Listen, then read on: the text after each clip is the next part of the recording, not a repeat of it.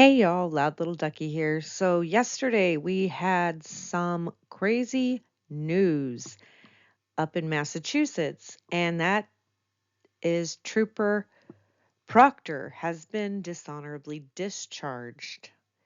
So, soon after Karen Reed's mistrial, the state police suspended Proctor without pay pending an internal affairs investigation.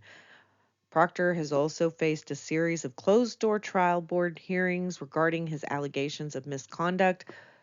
We are going to go over what they have found, Proctor's family statements, the reasons and the consequences, and so much more. So let's jump right in. So we're going to go in a linear timeline fashion as we like to do over here. And this is a statement that was put out before the decision on Michael Proctor's employment came down. Michael Proctor's sister and wife had spoken out, and so this is what is said. In light of the egregiously false statements from Karen Reed and her defense team, both inside and outside the courtroom, Michael Proctor's family is speaking out for the first time to address the ongoing misrepresentations of his character and calling for the public to actually look at the facts of this case.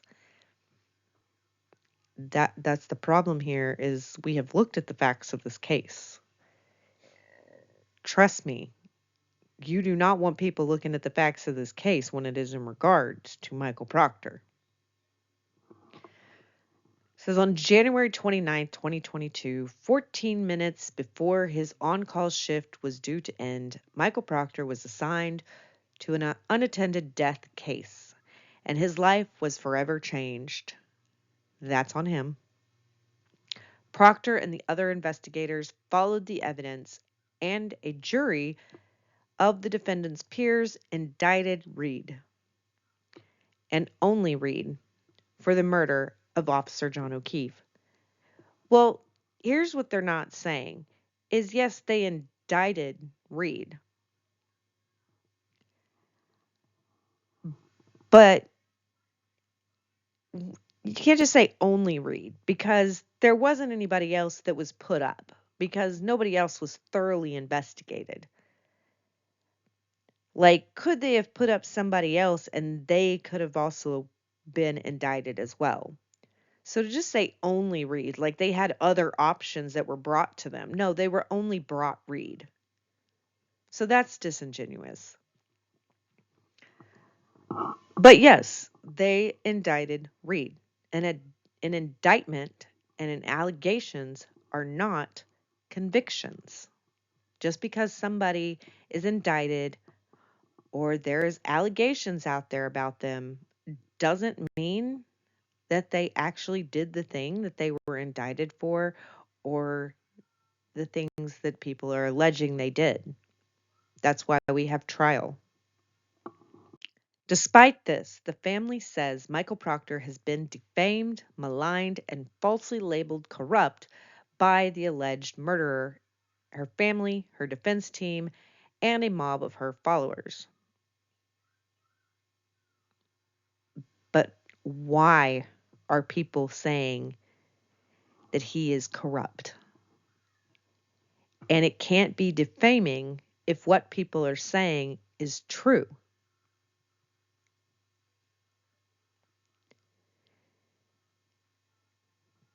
Quotes, at the end of the day, a beloved police officer and an honorable man was killed. I agree. The prosecution believes it's an open and shut case, and the defense knows this too. It's not an open and shut case, or they would have gotten the conviction on trial one. So, no. I know that Proctor wanted to make it seem cut and dry, but it wasn't cut and dry. So their tactic is to put my husband, the lead investigator, on trial for sending texts on his personal phone to his friends and family, said Proctor's wife, Elizabeth Proctor. The Karen Reed defense team is unabashedly creating false narratives and distracting the public and potential jurors from a clear-cut evidence. Oh, I like how you put clear-cut. You like to use that word too? Clear-cut? Must be a family thing. This case is not clear cut. And what false narratives are out there? And you can say text messages. That's not the only problem here. I mean, that's bad in itself, but text message isn't the only thing. Like, he did other things. It's been stated. He has stated things that has nothing to do with text messages. But I'm glad, I'm not glad. It's funny that during any of this, nobody wants to mention those text messages, just that he sent some text messages on his personal phone. So, of course, they mention it was recently announced that all aspects of the federal investigation involving this case has been closed. Yes, we have heard from Commonwealth Hank Brennan, the special ADA prosecutor in this trial too, that they say it's closed. We've heard from Chief Helena Rafferty from Canton PD that it's closed. We have not heard from the feds themselves, nor the U.S. Attorney General's office that it is closed. But if you want to say it's closed, okay.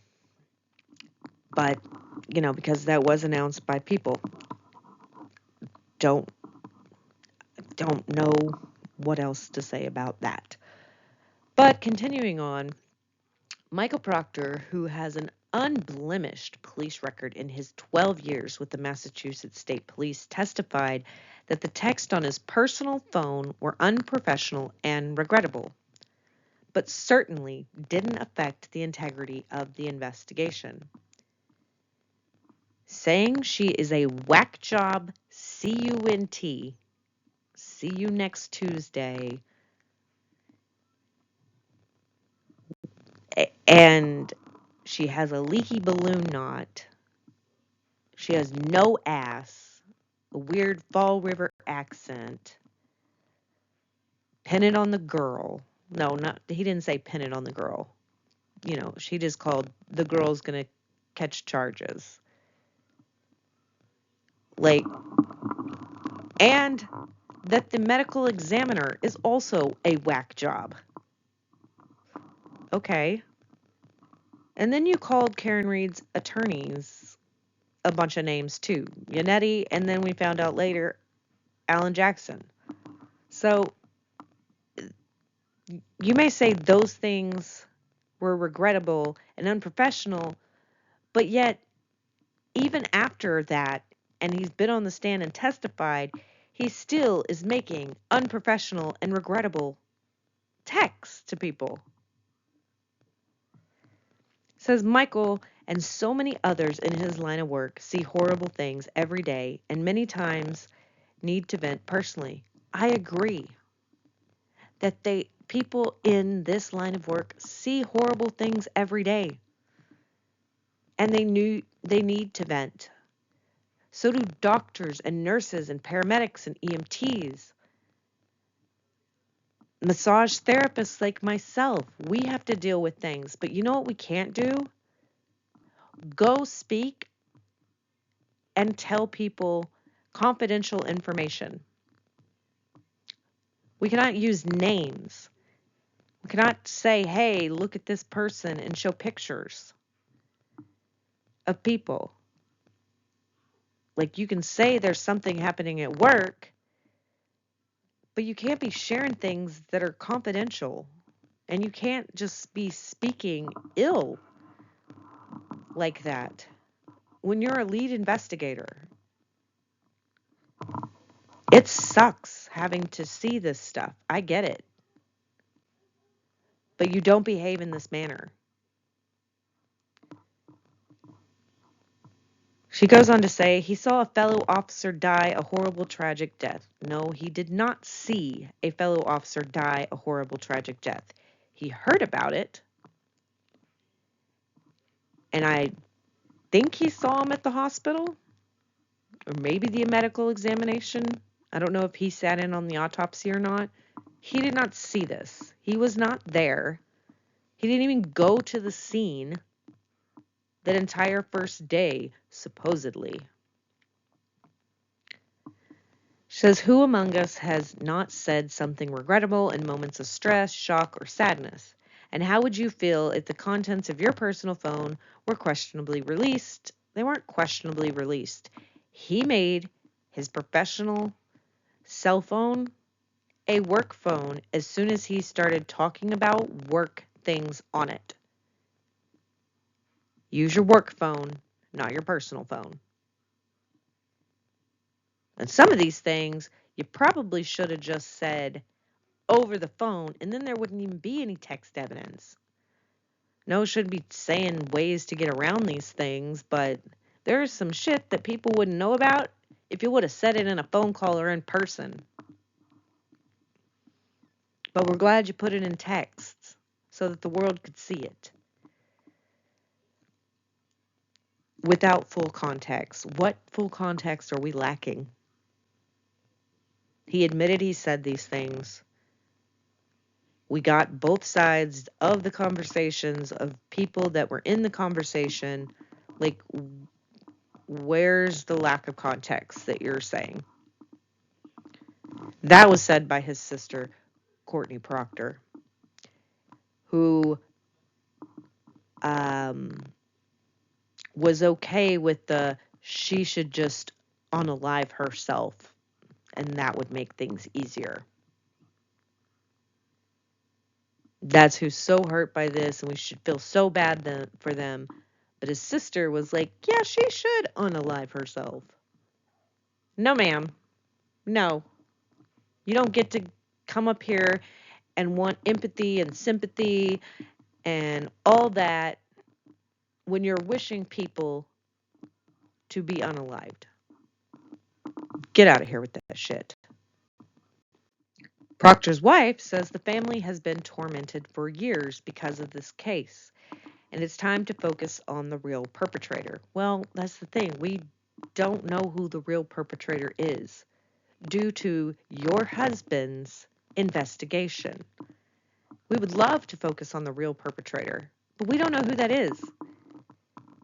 We have no way of fully knowing if it was Karen Reed, somebody in the McCabe's, Higgins, the Alberts, the dog. We don't know who the real perpetrator is because of the shitty investigation. And I don't care if you are for Karen Reed or against Karen Reed. You cannot say that there was a good investigation when there are leaf blowers, no chain of custody, things are being logged into evidence. We have red Solo cups and Stop and Shop grocery bags. That is not a good investigation, and you're not going to find a real perpetrator with an investigation like that. And people being able to trample all over the crime scene. Footprints everywhere. Oddly, footprints are underneath where taillight pieces are found. I don't see how a taillight piece is found on top of a footprint. That makes no sense. Unfortunately, we know that by speaking out, more harassment will be unleashed on our family, but we can no longer stand by and silently watch Michael's character be attacked and disparaged so unfairly. I don't think it's unfairly. And I don't think you should have harassment. I think people are allowed to state their opinions. They should not send death threats. They should not contact you. Nobody should be doing any of that. But people stating their opinions or putting opinions online, that's within our rights.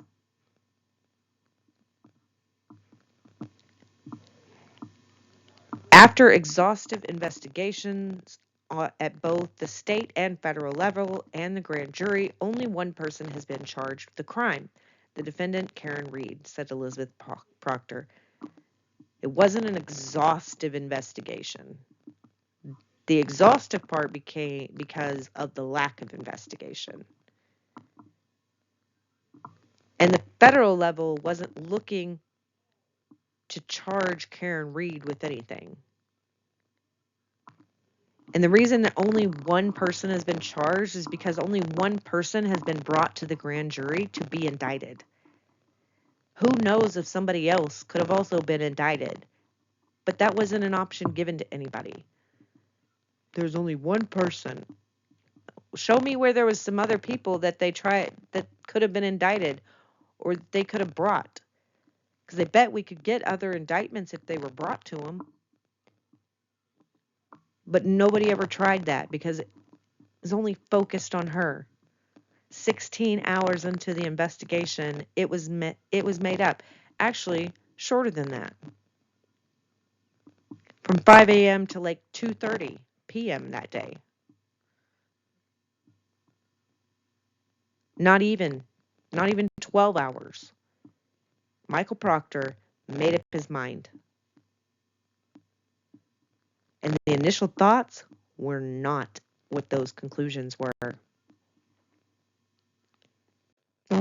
Let's look at this little short clip that Proctor's wife and sister on March 13th, 2025 did with Boston's WCBB, which is Channel 5, ABC.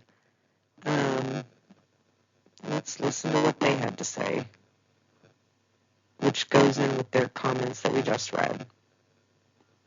After Trooper Michael Proctor got a call to investigate a body in the snow, his wife Elizabeth and his sister Courtney say they had no idea how much their lives and their families' lives would change, including for their young children. But that's sort of what breaks me, is when I see them playing and so happy, and I'm like, God, they have no idea that their parents' world is crumbling. Karen Reed's defense has accused Proctor of trying to frame her for the death of John O'Keefe, including by planting pieces of her SUV taillight at the scene. Is there any doubt in your mind that Michael Proctor might have framed Karen Reed? No doubt whatsoever in our mind.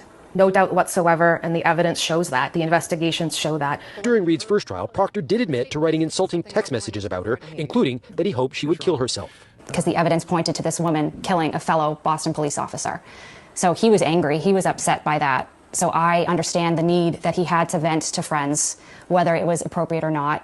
Elizabeth and Courtney Proctor say those messages do not justify the harassment they say they've received from Reed's supporters. After Trooper Michael Proctor got a call to investigate a body in the snow, his wife Elizabeth and his sister Courtney say they had no idea how much their lives and their families' lives would change, including for their young children. But that's sort of what breaks me, is when I see them playing and so happy, and I'm like, God, they have no idea that their parents' world is crumbling. Karen Reed's defense has accused Proctor of trying to frame her for the death of John O'Keefe, including by planting pieces of her SUV taillight at the scene. Is there any doubt in your mind that Michael Proctor might have framed Karen Reed? No doubt whatsoever in our mind.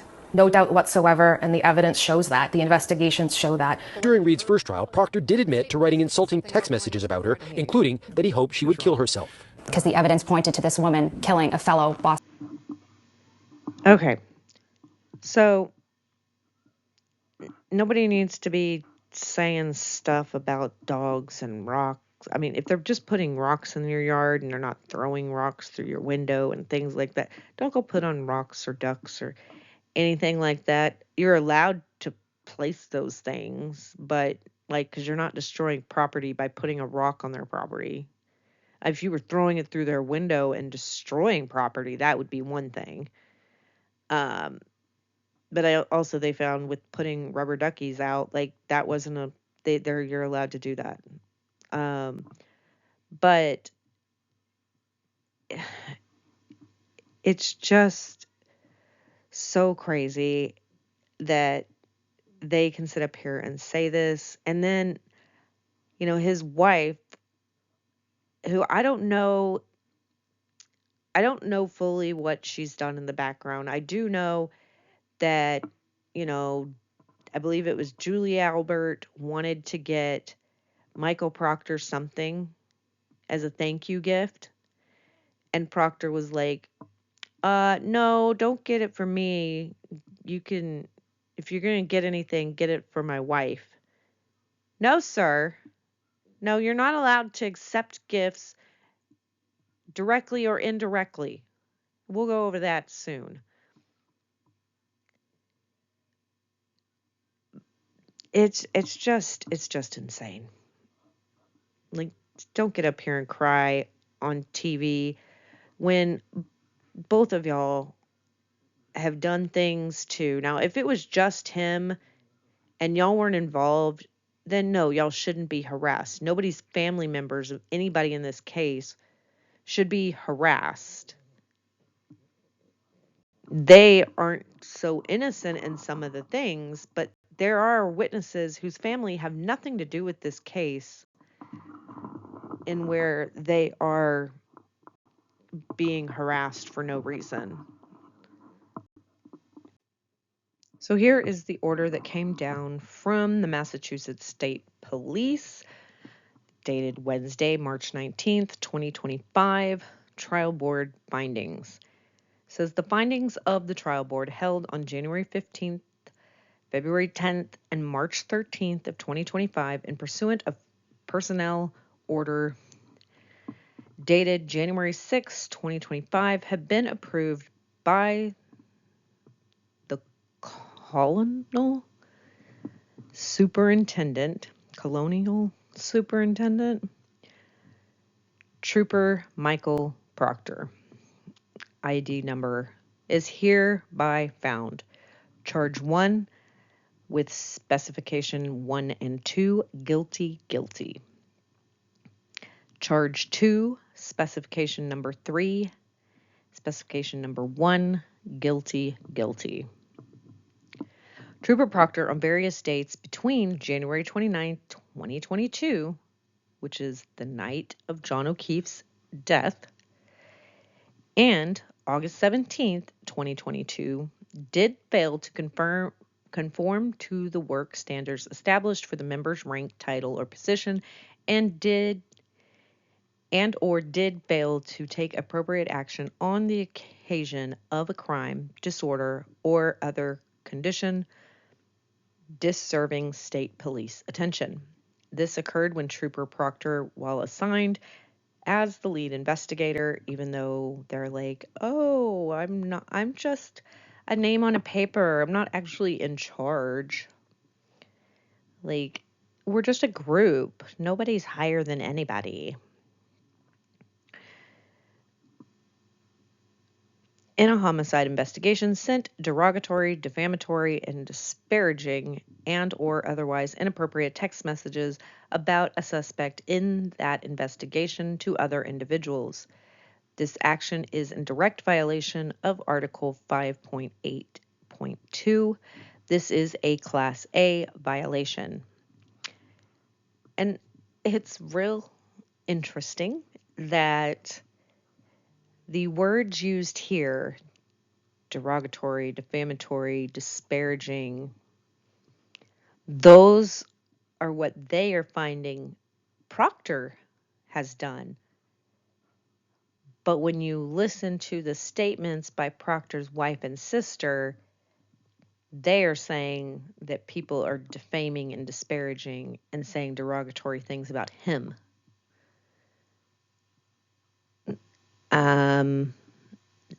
Well, maybe it's karma. Like, he did this, so he gets this. I don't know, but it's interesting that their words that they are using are the exact same words that are being used to describe him, but they're using it to defend him. Next one, Trooper Proctor on various dates between January 29, 2022 and June 9, 2022 did fail to conform to the work standards established for the member's rank, title, or position, and or did fail to take appropriate action on the occasion of the crime, disorder, or other condition deserving state police attention. This occurred when Trooper Proctor, while assigned as lead investigator in a homicide investigation, provided sensitive and or confidential information about a homicide victim, potential witnesses, and or investigative steps in an investigation to non-law enforcement personnel. This action is in direct violation of Article 5.8.2. This is a Class A violation, which we will go over Class A violations and these articles that they are stating that he was in violation of. We'll go over what those are. But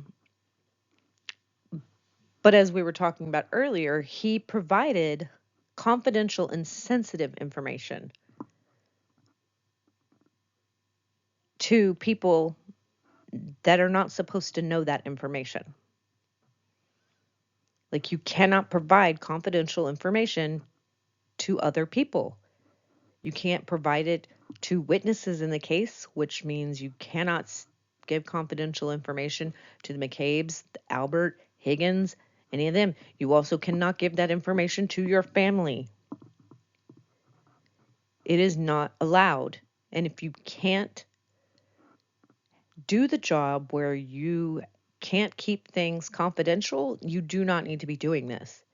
If you have to vent and spew sensitive information, confidential information, and you can't keep that a secret, you don't need to be doing this job. But the thing is I don't think you're that, because you can keep secrets. You can hide information because you've done so in the Karen Reed case. So I don't think it's that you can't keep information private. It's that you choose not to, which is the problem. They should only be aware of public information, nothing else. And that's that everybody knows, not just people in that town.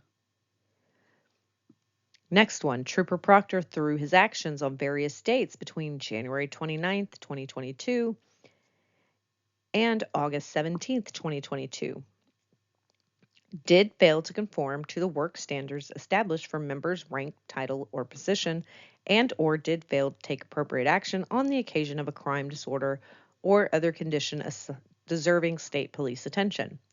This occurred when Trooper Proctor, while assigned as lead investigator, once again, you were the lead investigator. Can't skate around that anymore. Your wife says it, your sister says it, the trial board says it, the papers say it. Don't try to say you weren't the lead investigator. In a homicide investigation, through unprofessional and inappropriate conduct, created an image that he was biased in his dealings with a homicide suspect and or brought otherwise himself and the Massachusetts State Police into disrepute. This action is in direct violation of Article 5.8.2, and it is a Class A violation. Yeah, you brought the look of being biased on the Massachusetts State Police. And without your horrible conduct, Massachusetts State Police wouldn't be being looked at. Excuse me. You made everything look biased because of your actions. And so there's, even though you want to say it was an unbiased to follow the evidence, they're saying you were unprofessional and inappropriate and creating an image. There was at least an image of bias there, and we cannot have that. You cannot have that as a judge either, even though some judges don't care if there's an appearance of bias. There should be no appearance of it. And whether you have an appearance or it is a direct bias, and I think the evidence speaks for itself, the texts speak for themselves, the hiding evidence speaks for itself when we're dealing with bias in this case.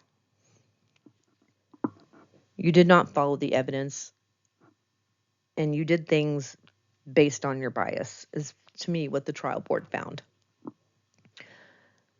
Last one, Trooper Proctor on July 19, 2022, did consume alcohol while on duty and not in the performance of duty while acting under specific orders from a supervisory member or proper authority. This occurred when Trooper Proctor consumed alcoholic beverages while eating dinner on duty and then proceeded to operate his department-issued cruiser. This action is in direct violation of Article 5.10.4. This is a Class B violation.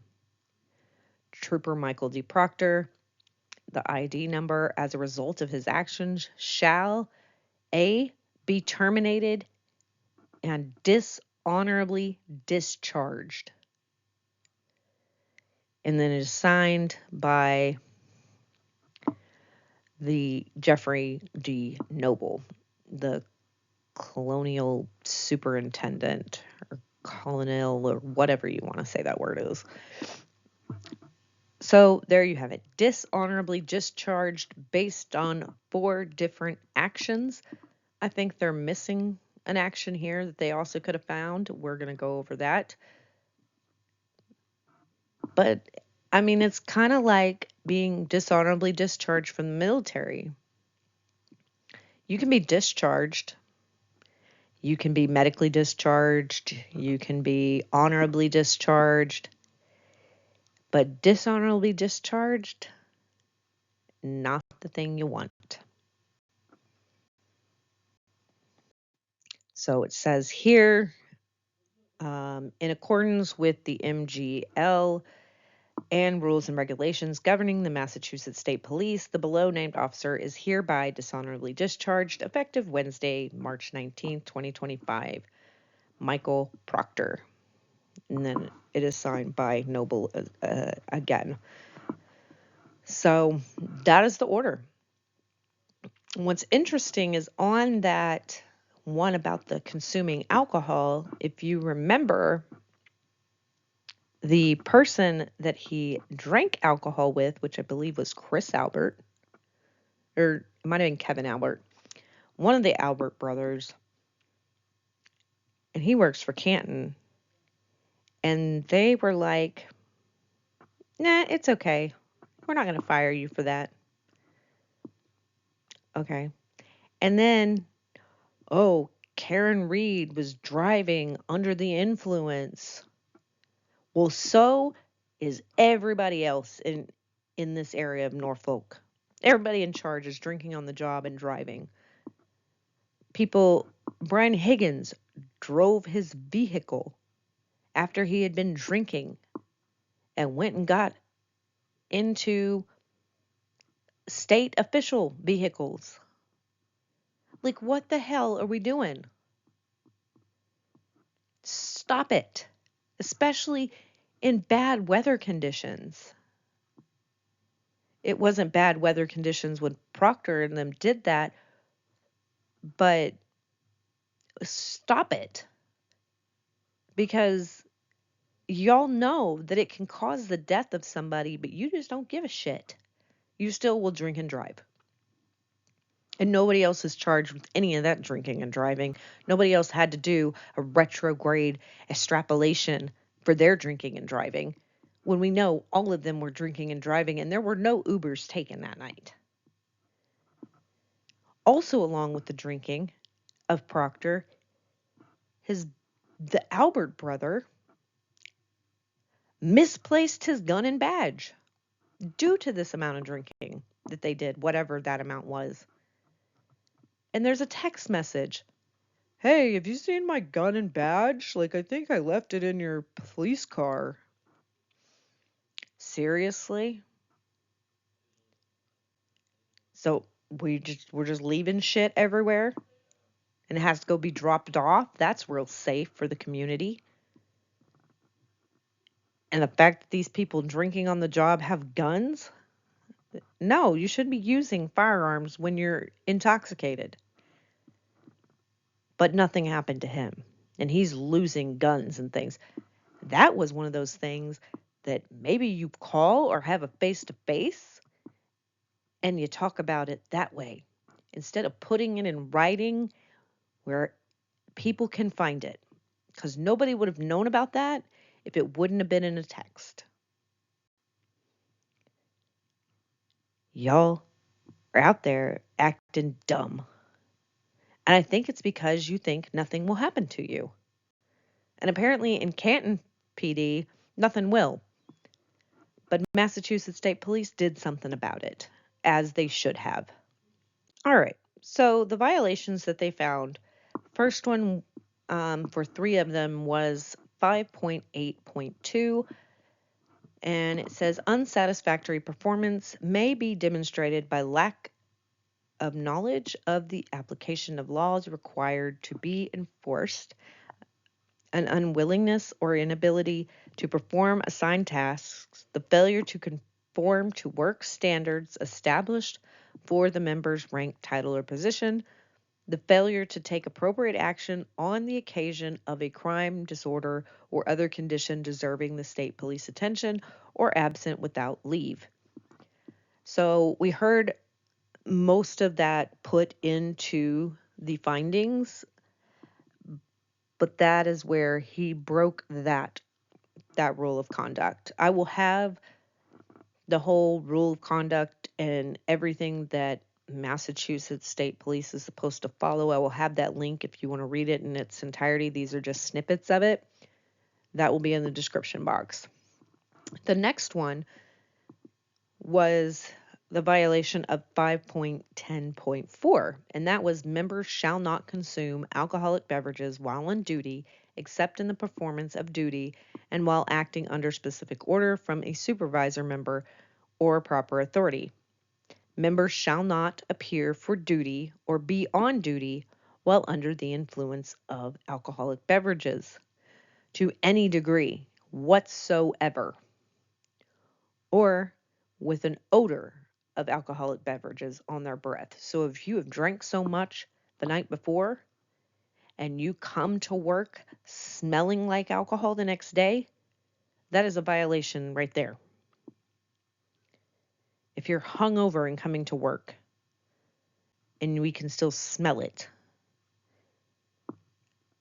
like it's coming out of your pores because you're sweating it off, it's a violation. You're not allowed to be drinking when you were on duty. And that's a no-brainer, common sense. The fact that we have to have it in writing as a rule is ridiculous. But it's because people were like, well, I didn't know. They didn't say I couldn't drink on the job. This is why we get these stupid rules, because people want to play dumb. The next one, which is 5.14.1, this was not cited for a dishonorable discharge, but this is in regarding to the gifts that I was talking about. And I think there should have been another finding of this and a violation of this rule. Y'all let me know what you think.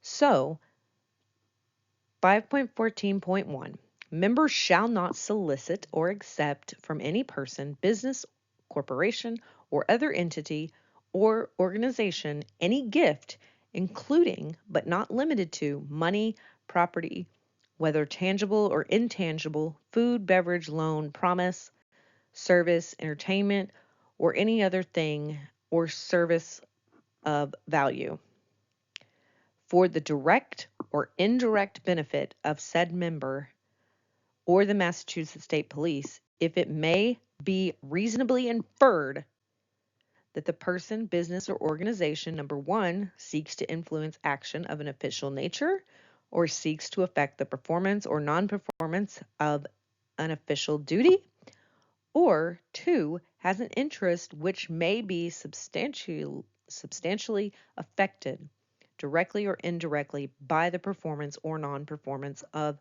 an official duty.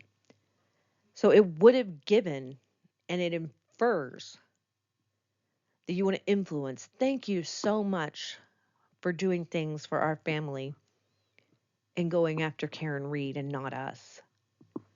Thank you for not investigating us. We want to get you a present. No, don't get me a present. Get my wife a present.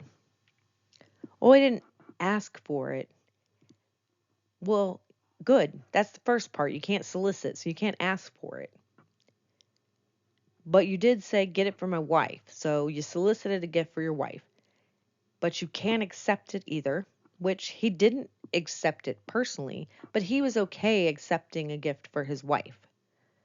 Or his wife accepting. But there's a problem. Oh, it was my wife, not me. It says direct or indirect. If it is direct or indirectly connected to you and your duties as an officer in a case, This is not allowed. And Jackson brings this up in trial 1. He talks about it. He's like, then he gives those excuses. It was for my wife. I didn't ask for it. But you said give it to your wife. So you did ask for something for your wife because they offered. But you cannot solicit or accept it directly or indirectly. If it can even be inferred that is an influence or that there's an interest there that could be served. So that one, he is not in his dishonorably discharged, termination thing. But I think it should have been because it's in black and white there. And if y'all find other violations of that, let me know. I like to read them. All right. So 7.2.4 talks about a dishonorable discharge. And it says it may be given to any member of the department who is, number 1, discharged following a trial board or is discharged after having waived their right to a trial board, which Proctor did have a trial board.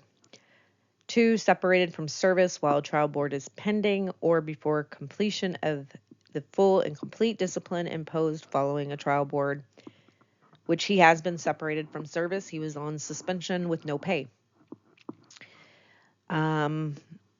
3, separated from service after being charged with or convicted of a criminal offense. That does not apply here. 4, separated from service while the subject or of an administrative or criminal investigation. You are separated from service while there's an administrative investigation going on. So we have 1, 2, and 4 apply. 3 does not apply to Proctor as of right now. And that can be given. You can be given a dishonorable discharge if any of those attach to him. And we have 3 out of 4 that attach to Proctor. And that's important when they say, well, there's no reason, unblemished record. 3 out of 4. Cite 7.2.4 to them. And if they don't understand it, well, they need to become familiar with it. 7.2.5, a member of the department who has been dismissed from state police after a hearing before a trial board or who resigned while charges were pending against that member shall not be reinstated by the colonel superintendent. Any member granted a general or dishonorable discharge shall not be reinstated by the colonel or superintendent. So they cannot be reinstated. They can't go work and be reinstated by this department. He can't come back later and be accepted to Massachusetts State Police. Now, for other places, regular police departments, wherever, maybe. He also, I believe it's been reported that there's a decertification coming, but that hasn't come. I haven't seen the papers on that yet. When I do see that he is decertified, if he is ever decertified, we can go over that. People talk about pension. I don't know how long he's been in law enforcement, but he's been with Massachusetts State Police, according to his family, for 12 years. Most of the time, it's 20 years to get a pension in most places. I don't know how it works there. And so, do I think he's going to get a pension, which is like a monthly payment when you're like kind of retired, basically? Like Brian Albert gets his pension because he retired. Some of these other people retired before they could be fired, and so they got to keep their pensions. Proctor, maybe the reason he didn't retire was because he doesn't have a pension, or he would have maybe checked out a long time ago. And so he might get his money that he's paid into it I don't know how any of that works. But as far as like pension retirement fund for Proctor, I don't know that he's going to have that unless he's been in law enforcement for about 20 years. 12 years, if that's his entire law enforcement career, I don't think he's going to qualify for it. And when you're dishonorably discharged, they have the right to take your pension if you do have one. That's why it's real important if you're going to be discharged or you just retire, you don't have dishonorable attached to it, because just like in the military, if you're dishonorably discharged, you don't get any of the benefits that you would receive from being in the military. You lose those benefits. They get forfeited. And I hope that's the way it is in law enforcement up in Massachusetts as well. Now let's talk about the discipline guidelines. And so he got cited for Class A and Class Bs. And it talks about the first offenses being in Class A, suspension of not less than 30 days up to and including termination. Second offense, suspension of not less than 90 days up to and including termination. So it can include termination on any of these. And the third offense is termination. So could they count it as a third offense? Because he's got 4 on there. Could that be third offense? But it also could be first and second if it's so abhorrent. It can include termination on first, second, or third offense. And after the 3 strikes, you're completely out. On the first offense in the Class B, which was the drinking one, suspension of not less than 5 days, nor more than 30. Suspension. Second offense is no less than 10 days, no more than 60. Third and subsequent offenses, suspension of not less than 30 days, and to include termination. So I don't think it has to be an offense for that particular thing. It can just be that this is your third offense overall, and it can equal termination. And when you've got 4 offenses that are with the trial board, you've met the 3 offenses. So it can include termination. And here it's listed how these things are classified. The unsatisfactory performance, which is the 5.8.2, you could classify that as an A, B, C, or D. We didn't go over C and D because those don't apply to Proctor. The alcoholic beverages and drugs, 5.10.4, that was where his B came from. And then the one that they didn't cite, which was the gifts, gratitudes, and bribes or rewards, that would have been another Class A violation, but that was not included in determining his discharged status. So yesterday, on March 19th, 2025, for immediate release, statement from Norfolk DA candidate Dejana Perkins, sorry if I pronounced that wrong, on firing. So not even dishonorably discharged, any of that. I mean, they're using the word firing too, so we can use both. Of Trooper Michael Proctor. From Dedham, Norfolk District Attorney, candidate Perkins issued the following statement in response to the firing of Massachusetts State Police Trooper Michael Proctor. It says, I applaud State Police Noble for his decision to terminate Trooper Michael Proctor from the Massachusetts State Police. Trooper Proctor's conduct was appalling, especially for someone entrusted with investigating murders and the most heinous crimes in Norfolk County. And yeah, we'll talk about that in a minute. The community's faith in the outcomes of criminal prosecution depends on law enforcement officers adhering to the highest standards of professionalism and objectivity. Yeah, I don't know if that's actually important to y'all or not, because even your current DA, Morrissey, is okay with being unprofessional and objective.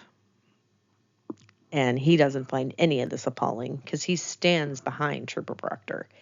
He stands with him and thinks he's a great guy. And he's done everything correctly in this case. Trooper Proctor's action could result in challenges to countless cases, yes.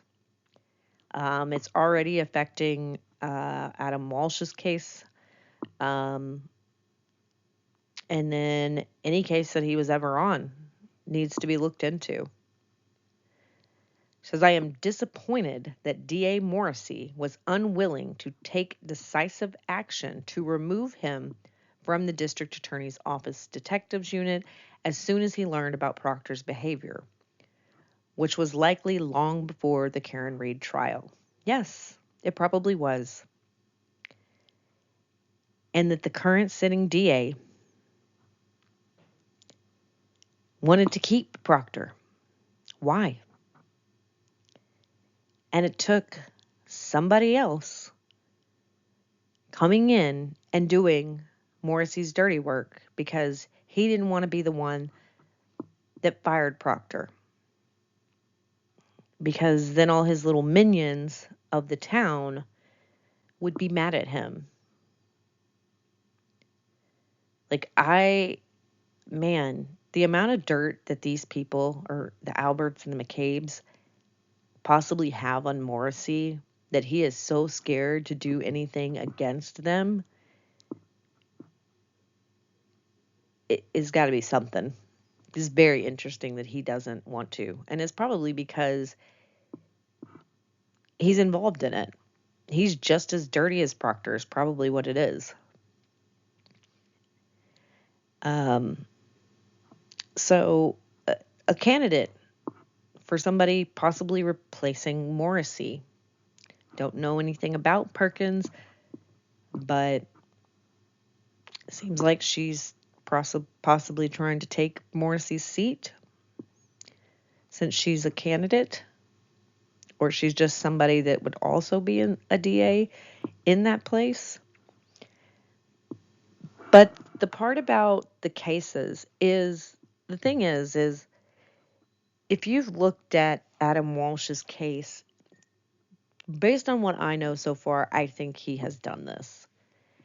And you have him, somebody that probably allegedly is actually guilty. He could possibly get to walk the streets. We could have actual real people that are guilty of murders go free due to this type of behavior. And so, yeah, it could also put innocent people in prison, but it could also make guilty people back out on the streets. And that is not safe for the community. That is not serving your community. That is not in the best interest of everybody. And you are supposed to be sworn to protect. And if you're letting innocent people go to jail and you're letting guilty roam the streets, you are not protecting anybody by your sworn duty. In a statement issued in response to Michael Proctor's firing, Proctor's family expressed disappointment with Noble's decision, saying it lacks precedent.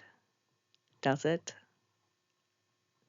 When you have an officer behaving in the way he did, you think that lacks precedent? We have never fired officers for behaving like this.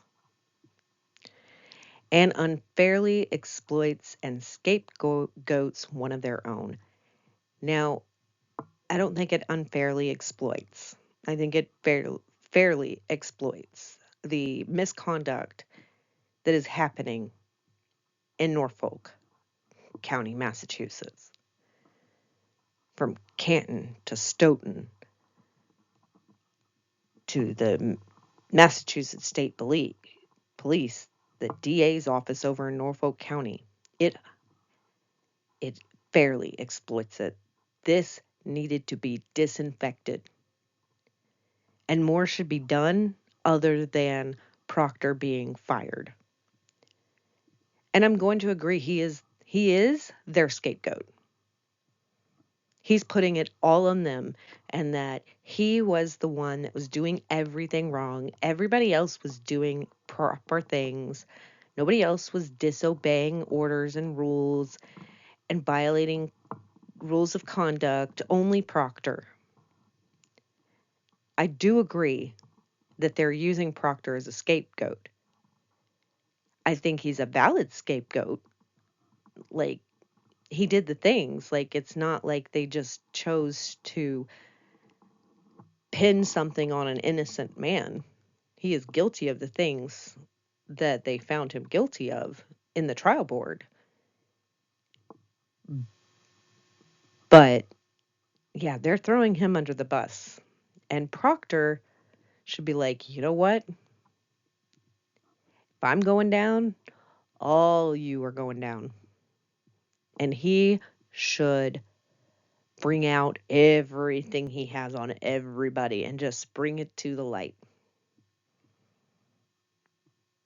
And he can be like, I'm not taking this lying down, and I am taking you all with me. I don't know that he's going to do that now because he is appealing the decision. So will he do it once there's no appeals left for his position? Maybe. I don't know if he will ever talk. He should. It says, we are truly disappointed with the trial board's decision as it lacks precedent, unfairly exploits and scapegoats one of their own, a trooper with 12 years unblemished record. Let's continue to state that. Despite the Massachusetts State Police's dubious and relentless efforts to find more inculpatory evidence against Michael Proctor on his phones, computers, and cruiser data, the messages on his personal phone, referring to the person who killed a fellow beloved Boston police officer, are all they found. No, it wasn't all they found. That was only one of the 4. And personally, I think there could have been 5 at least. He didn't get fired just for the text messages. They keep saying, oh, it was just text messages. No, it wasn't. He did way more than that. And they can sit there and say that Karen Reed did this and the defense did this. No, because there wouldn't be anything to find if Proctor hadn't done all these things. There would have been nothing nefarious, if you're Brennan, to bring this into the light. And then it would have made the defense and Karen Reed look really bad if they were accusing things without evidence, but they had evidence. And now they have the trial board backing that evidence up, saying, yep, we found what they found. So this bullshit about the text messages and they just found it and it's all defense and Karen Reed's fault.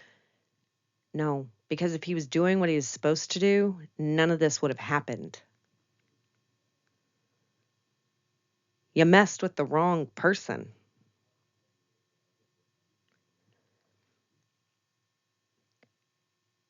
It says the messages prove one thing, that Michael is human, not corrupt, not incompetent in his role as a homicide detective, and certainly not unfit to continue to be a Massachusetts State Police. He is biased when he goes into an investigation. That has been proven, that has been said, that has been found. I don't think he's incompetent at all as a homicide detective. Because if he was incompetent, he wouldn't be doing all this shit to hide it. He backed the wrong people and he got burned. And while you think all those police people are your buddies and you're all good friends, drinking buddies, you feel like you're in with the in crowd and in cahoots, guess what? Your job doesn't care about you. They care about themselves and their image. And if they can throw you to the wolves and try to keep their image intact, that's what they're going to do. They don't care. You're not valuable to them. Once you've made somebody look bad, you have no value to them. They can't use you anymore. They have to use somebody else. So somebody will become the new Proctor. It does prove corruption, but I don't think he's incompetent. I think he purposefully did the things that he did here. He wasn't, the things that happened in this case were not because he was so dumb that he didn't realize, oh, I didn't, I'm dopey. He's not a Trooper Paul. Trooper Paul was incompetent. Trooper Proctor purposefully did this shit. And he should not be a state police trooper or a police officer in any capacity because he does not care about protecting the community. He only cares about protecting his own and himself. And this is what being selfish costs you. It costs you your job, your livelihood. Because whatever he's going to be making now is going to be nothing compared to what he was making at Massachusetts State Police. Y'all are financially going to hurt from this. And if the fact that you're not pissed off at your husband for this is ridiculous, because I would be done if I found out all this stuff about my husband, because that would not be the husband that I married. Or I'd call him out on his bullshit and we'd need to go to marriage counseling. Because how could you do this to somebody?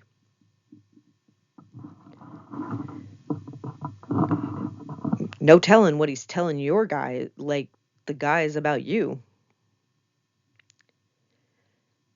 Despite what the family called a wrongful termination and the great harm and defamation. It's not defamation when there's receipts. The truth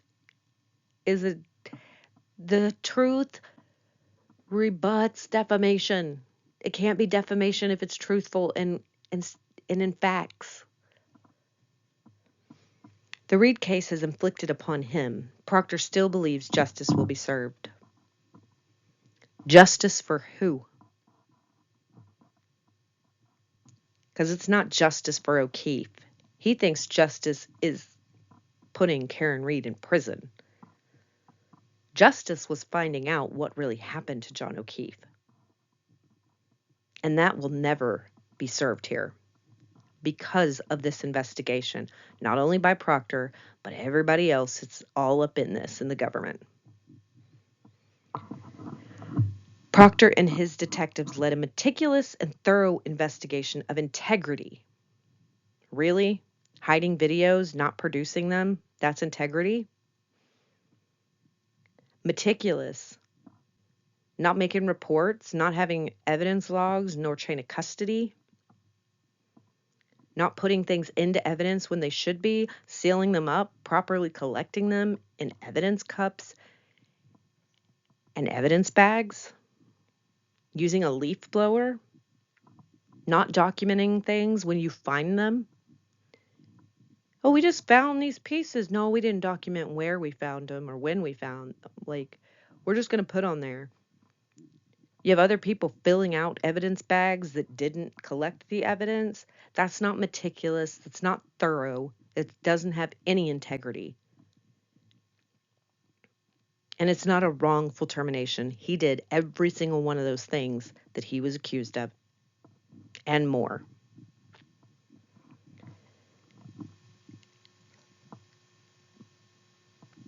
Proctor and his detectives, look, I led that. Proctor still believes justice will be served. The family added, he is grateful for the unrelenting support of the union and the men and women of Massachusetts State Police. His heart is always with the family of Officer John O'Keefe, who will continue to endure a prolonged and unimaginable nightmare. And why is that? Because they could have real answers in this case. And if Karen Reed did it and that's what the investigation proved, then great. But because of the investigation, we don't know who did what, when, where, how. We know nothing.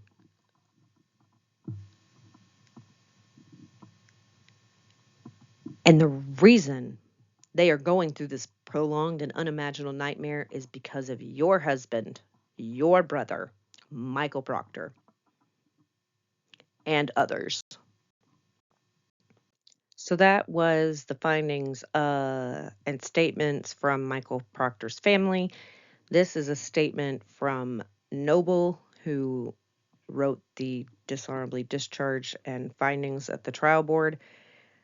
And he stated, "Our mission to deliver the highest level of police service depends on public's trust in our professionalism and integrity. It is incumbent upon me, as well as every member of this department, to hold one another accountable when any member compromises our mission by failing to uphold our values."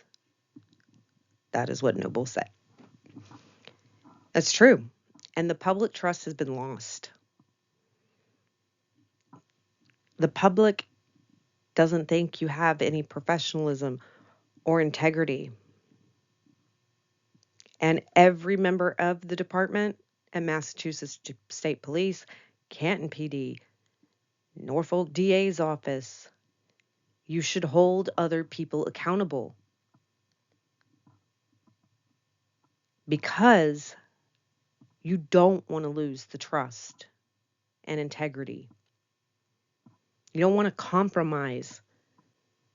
You don't want to have compromised investigations, compromised and corruption in appearance. You don't want any of that. And anybody who has that and is causing that needs to go. And some of these people, the public, the community that lives there has the right to get these people out by electing. Not everybody can be removed. But the people that can be removed, the public needs to vote to get them out. Get somebody better in there so that this shit does not keep happening. I feel for the community there because it's at all levels. Noble also added, "As superintendent, my role demands that I do what is in the best interest of the department. My decision to terminate Mr. Proctor follows a thorough, fair, and impartial process. I have weighed the nature of the offenses, their impact on our investigative integrity, and the importance of safeguarding the reputations of our dedicated women and men in state police. This decision reflects our unwavering commitment to uphold our values, enhance public trust, and ensuring the highest standards of service and accountability." Well, I do think that's what the decision was for. I think they are trying to be like, see, we let Proctor go. What about the others, we could say? And, I don't know if all the other ones are quite as bad as him. There has been misconduct on a lot of people. Is that at Proctor's orders? He was just a trooper. He wasn't a lieutenant. He wasn't a sergeant. Any of that. And I do think that they want to have their integrity and their reputations back in the good. And they're trying to show that they are dedicated to the community with this one thing. It's something, but a lot more needs to be done. You're just getting started. I do think it was thorough, fair, and impartial. Because if it wasn't impartial and if it wasn't fair, he would still have a job. He would still be there.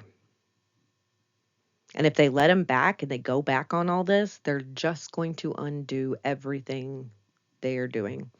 They will lose more trust from the public. There will be more outrage. So I hope they stick to it. I hope he doesn't win his appeal. And I'm glad that this came out before the trial because everybody wasn't so sure that they would terminate him before. I think that they were going to act like, oh yeah, we're looking into this.